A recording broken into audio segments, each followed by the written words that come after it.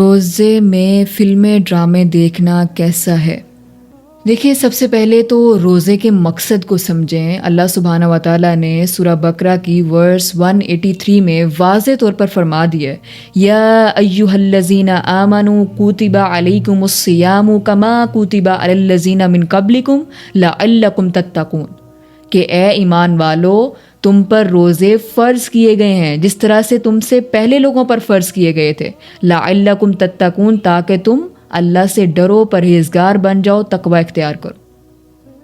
تو اللہ کا قرب آپ کو میری زندگی یا تو دیکھ کر تو حاصل نہیں ہوگا۔ اللہ کا قرب تو آپ کو عبادت کر کے، قرآن کو ترجمے سے پڑھ کے، اللہ کا ذکر کر کے، اللہ کے ساتھ اپنا کنیکشن مضبوط بنا کر حاصل ہوگا۔ یاد رکھیں کہ روزے کا مقصد صرف خود کو بھوکا پیاسا رکھنا نہیں ہے، بلکہ خود کو برائیوں سے بھی روکنا ہے۔ صحیح بخاری میں موجود ہے، رسول اللہ صلی اللہ علیہ وآلہ وسلم نے فرمایا کہ جو شخص جھوٹ بولنا، اس پر عمل کرنا اور برائیوں سے خود کو نہیں روکتا تو اللہ کو کوئی حاجت نہیں کہ وہ اپنا کھانا پینا بھی چھوڑ دے۔